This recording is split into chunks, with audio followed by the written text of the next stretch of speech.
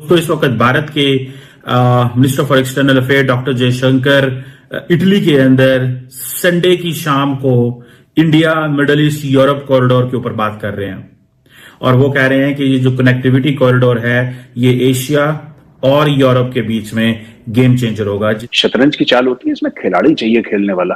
जयशंकर साहब बहुत पुराने खिलाड़ी हैं सब, बहुत उनका दिहाइयों का एक्सपीरियंस है और मतलब कि वो बड़े मजे के खिलाड़ी हैं और you know he is a very respected, globally respected diplomat, no doubt about it. अब प्रॉब्लम आप लोगों को ये आ रखी है पाकिस्तान को कि और पूरी दुनिया को, इंडिया की तरफ से पहली बात वो इंडिया को तरक्की करता हुआ झेल नहीं पा रहे। भाई इंडिया प्रोग्रेस कर रहा है, इंडिया पावरफुल हो रहा है, ये लोग आप बर्दाश्त नहीं कर पा रहे, आप समझ ही नहीं पा रहे कि इंडिया किस लेवल पर है।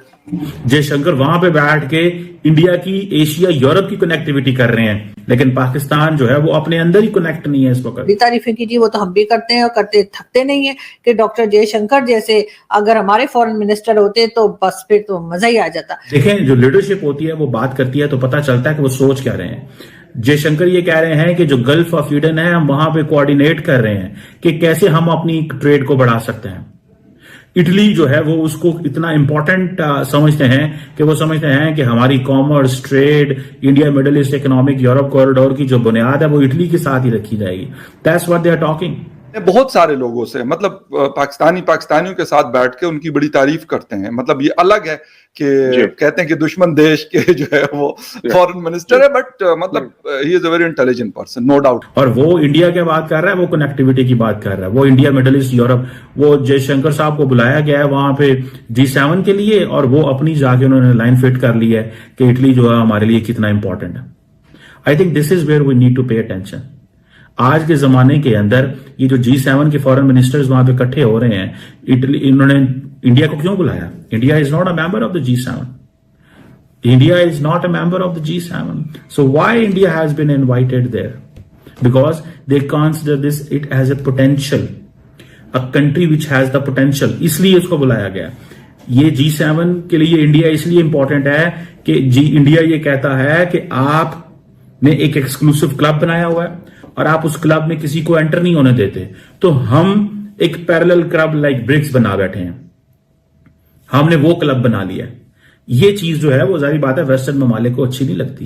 दे डोंट लाइक इट कि हमारे मुकाबले के अंदर कोई ग्रुप आए, हमारे मुकाबले में कोई ऐसा आए जो ये कहे कि हाँ जी हम जो है वो आपके साथ एक कंपटीशन में आए हैं। दोस्तों, इस वक्त भारत के minister for external affair doctor Jaishankar Italy के अंदर संडे की शाम को India middle east Europe corridor के ऊपर बात कर रहे हैं और वो कह रहे हैं कि ये जो कनेक्टिविटी कॉरिडोर है ये एशिया और यूरोप के बीच में गेम चेंजर होगा। जयशंकर वहां पे बैठ के इंडिया की एशिया यूरोप की कनेक्टिविटी कर रहे हैं, लेकिन पाकिस्तान जो है वो अपने अंदर ही कनेक्ट नहीं है इस वक्त, लाहौर इस्लामाबाद से कनेक्ट नहीं है। देखें, जो लीडरशिप होती है वो बात करती है तो पता चलता है कि वो सोच क्या रहे हैं। जयशंकर ये कह रहे हैं कि जो गल्फ ऑफ ईडन है हम वहां पे कोऑर्डिनेट कर रहे हैं कि कैसे हम अपनी ट्रेड को बढ़ा सकते हैं। इटली जो है वो उसको इतना इंपॉर्टेंट समझते हैं कि वो समझते हैं कि हमारी commerce, trade, India middle east economic Europe corridor की जो बुनियाद है वो इटली के साथ ही रखी जाएगी। That's what they are talking. और इटली के साथ वो कहते हैं जी हमारी वैल्यूज एक हैं, क्योंकि इटली जो वैल्यूज वाला वर्ड है उसको बड़े अच्छे से समझता है।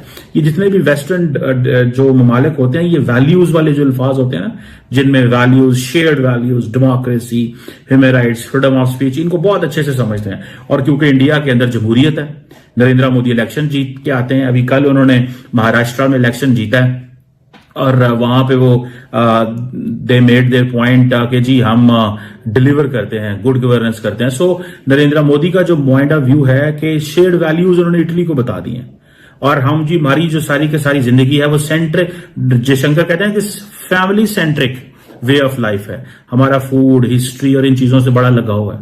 लेकिन पाकिस्तान में आपको देखने कोई चीज नजर नहीं आएगी।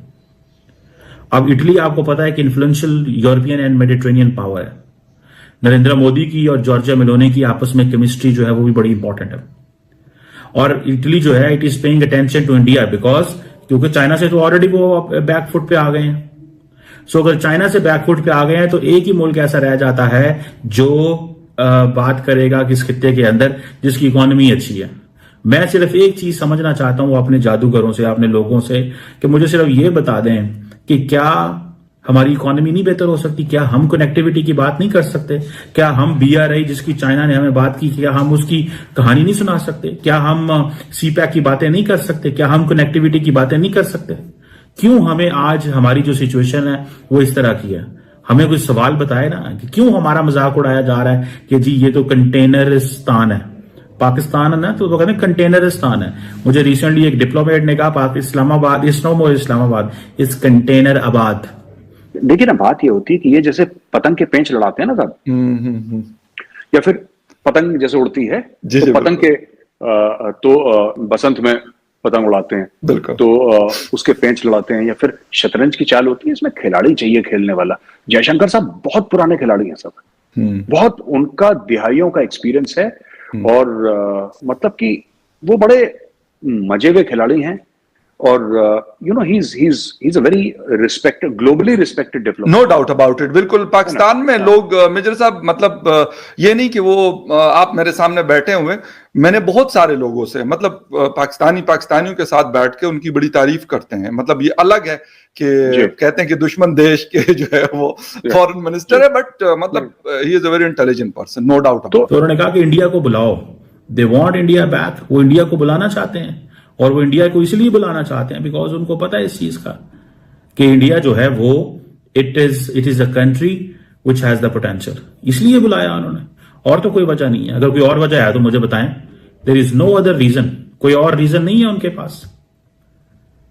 सो यहां पे हमें जिस पे फोकस करना है वो अपनी कनेक्टिविटी पे, बिजनेस पे, यही हमारा जो है वो इंट्रोडक्शन होना चाहिए कि दिस कंट्री, एक वक्त होता था कि कभी कराची मिडिल ईस्ट को कनेक्ट करता था एशिया पैसिफिक से, आज वो काम मुंबई करेगा, आज वो काम गोवा करेगा, आज वो काम जो है वो हैदराबाद करेगा, आज वो काम जो है इंडिया के साउथ में जो स्टेट्स हैं वो करेंगी, वो कनेक्ट करेंगी मिडिल ईस्ट को एशिया पैसिफिक के साथ। ये काम कभी कराची किया करता था, लेकिन हमने अपनी किस्मत जो है वो खराब कर ली। हम आपस में लड़ के जो है वो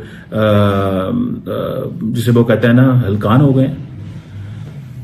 हुकूमत जो है वो जिसे कहेंगे ना कि इमरान खान फौज से लड़ रहा है, फौज इमरान खान से लड़ रही है, अवाम तमाशाई बने हुए हैं, किसी को कोई पता नहीं है कि इस मुल्क का मुस्तकबिल क्या है।